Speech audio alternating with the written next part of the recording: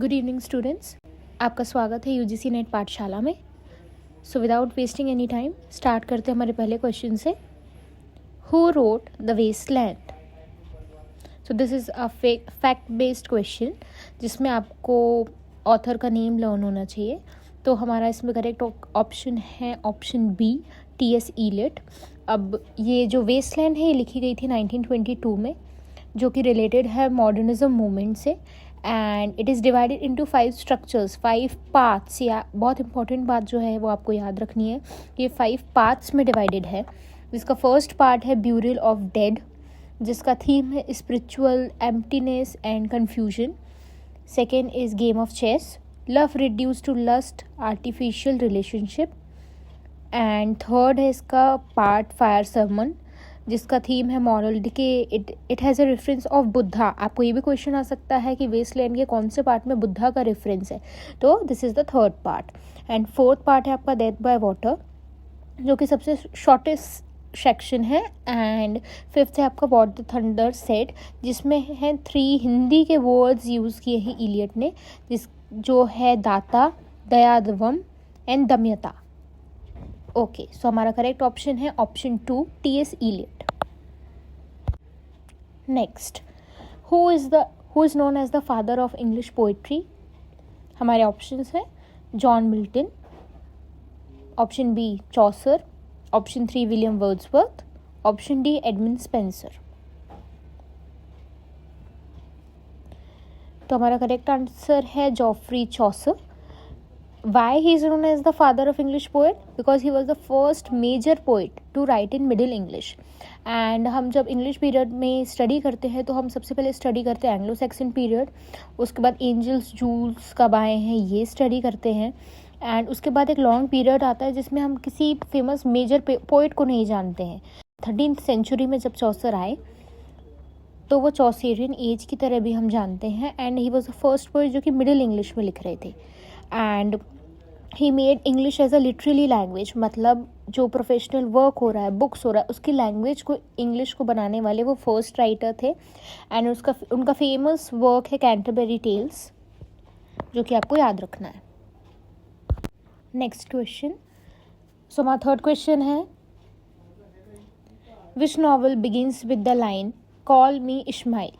हमारे ऑप्शंस हैं Pride and Prejudice, Moby Dick, Great Expectations, Jane Eyre. तो ये हमारा नेट PYQ है। ये 2-3 बार मैंने देखा है ओल्ड एग्जाम पेपर्स में कि ये क्वेश्चन पूछा गया, डायरेक्ट क्वेश्चन है। तो ये है हमारी नॉवल मोबी डिक से, जो कि 1851 में लिखी गई है। एंड इसकी ओपनिंग ही लाइन है कॉल मी इस्माइल, जिसमें नरेटर है इस्माइल। इसके मेन इवेंट्स है captain Ahab and white well की कहानी दिखाई गई है। इसमें सिंबोलिज्म दिखाया गया है वेल का, जो कि नेचर और फेट को डिनोट करती है। एंड जो सी है वो मिस्ट्री ऑफ लाइफ बताता है, तो कैसे सी में वेल सर्वाइव कर रही है इसकी पूरी कहानी है। एंड इसके थीम्स है obsession, revenge, human veg nature का भी थीम आपको यहाँ पे देखने मिलता है। हमारा नेक्स्ट क्वेश्चन है who called Shakespeare an upstart crow? Ben Jonson, Thomas Nashe, Robert Greene and Christopher Marlowe. So हमारा करेक्ट ऑप्शन है ऑप्शन सी, रॉबर्ट ग्रीन। आइए थोड़ा जान लेते हैं हम इस बारे में कि जो रॉबर्ट ग्रीन है उन्होंने शेक्सपियर को कहा है अपस्टार्ट क्रो अपने एक पैम्पलेट में, जो उनका उस टाइम पे पैम्पलेट प्रिंट होता होगा, Greene's groatsworth of wit, जो कि आया था 1592 में। And what did he actually say? तो Greene attacked Shakespeare as an upstart crow, मतलब कि जो एरोगेंट राइटर है trying to imitate educate playwrights. He mocked Shakespeare for being non university educated yet becoming popular in theatre, because Robert Greene खुद एक university विट थे। And वो देख रहे थे कि Shakespeare without being a university wit कैसे पॉपुलर हो रहे हैं, तो इसलिए मे बी उन्हें क्रिटिसाइज़ किया होगा। एंड हमारे मेन मेंबर्स हैं यूनिवर्सिटी विट के, जो कि आपको इनके नेम्स लर्न करने हैं, बिकॉज ये ऑप्शन में कई बार पूछा गया है कि इनमें से कौन यूनिवर्सिटी विट है और इनमें से कौन यूनिवर्सिटी विट नहीं है। तो आप मेन नेम्स तो लर्न ही कर लीजिए, जिसमें है हमारे major Christopher Marlowe, Thomas Nashe, John Lyly, George Peele, Thomas Lodge and of course Robert Greene. Next question, तो हमारा नेक्स्ट क्वेश्चन है stream of consciousness technique is associated with which period? Romanticism, modernism, realism and classicism. तो हमारा correct option है modernism. जो stream of consciousness है, इसका मतलब होता है कंटिन्यूस फ्लो ऑफ थॉट्स, जहाँ पे हमारे जो थॉट्स हैं वो ट्रेन की तरह हमारे माइंड में आते जाते हैं without any break. It was William James who coined the term in psychology. However, literature में ये टर्म लाया गया है वर्जीनिया वुल्फ के थ्रू, जो जिनके वर्क्स में आपको स्ट्रीम ऑफ कॉन्शियसनेस दिखेगा, जो कि एक मॉडर्न एज की राइटर है। एंड हमारे आयरिश लिटरेचर में ये पॉपुलर किया गया है जेम्स जॉयस के द्वारा। And Mrs Dalloway of Virginia Woolf is a prime example of stream of consciousness. And James Joyce की ओलेसिस, ये टू मेन एग्जाम्पल्स हैं हमारे स्ट्रीम ऑफ कॉन्शियसनेस के। Next question, which work is a closet drama?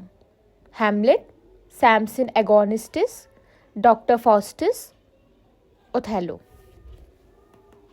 So the correct option is Samson Agonistes by John Milton, published in 1671. अब ये closet drama क्या होता है? तो क्लोजेट ड्रामा ये होता है कि जो मेनली रीडिंग के पर्पज से बना होता है, but and not for the stage performance. It is meant to be read, not to be performed, and it is based on Bible की stories and which is written in Greek tragic style. and इसके themes होते हैं mainly blindness, physical, spiritual, faith, redemption, and which is shown by John Milton in his work. Next question, who wrote Pride and Prejudice? हमारा option है Charlotte Brontë, Emily Bronte, Jane Austen, George Eliot.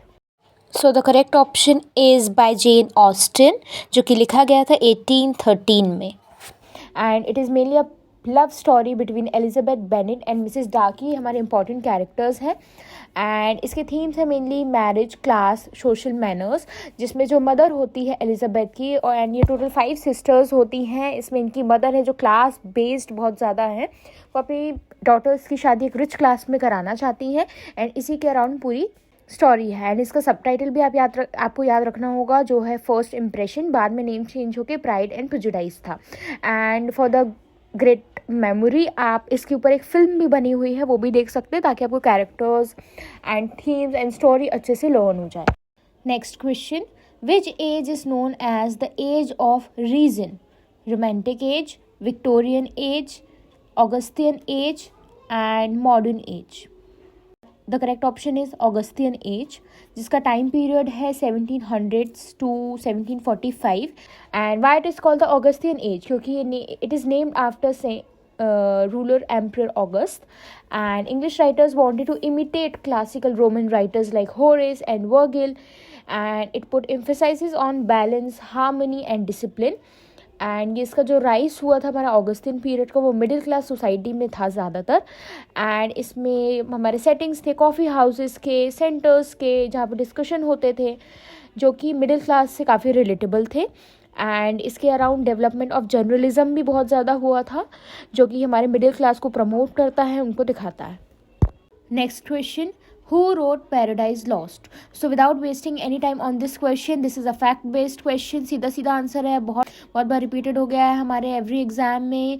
And paradise lost को तो आपको बहुत अच्छे से study करना है, लाइन टू लाइन भी स्टडी कीजिएगा, सेटन की कोट्स एंड कौन सी बुक में क्या दिया गया है, थीम्स, कैरेक्टर, सब कुछ आपको बहुत अच्छे से करना है. So our correct option is option B, John Milton.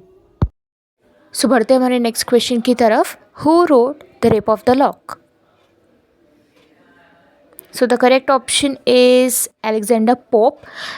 Rape of the lock का फर्स्ट वर्जन आया था विथ 2 कैंटोज इन 1712 एंड इसका सेकेंड वर्जन आया था विथ 5 कैंटोज इन 1714. ये दोनों डेट्स आपको बहुत अच्छे से लर्न करनी है. एंड इसमें प्रोटैगनिस्ट है बेलिंडा, जिसके कर्ली हेयर्स है एंड जिसके बालों की लट मीन्स लॉक काटती है बैरन ने. एंड इसमें क्लैरिसा की लास्ट स्पीच बताई गई है. And this version starts with the invocation of muse. Invocation मतलब जब कोई ग्रेट राइटर किसी म्यूज़ को, किसी अपने ग्रेटेस्ट वर्क को लिखने से पहले किसी एंजल को इन्वोक करता है, उससे प्रेयर करता है वो वर्क लिखने के लिए, स्ट्रेंथ मांगता है. तो ये भी एक इम्पॉर्टेंट फैक्ट है। So that's it for today. ये था हमारा लास्ट क्वेश्चन। ये था हमारे total 10 questions. I hope you like this video. I hope you like my questions and my video. So please subscribe to my channel and thanks for watching.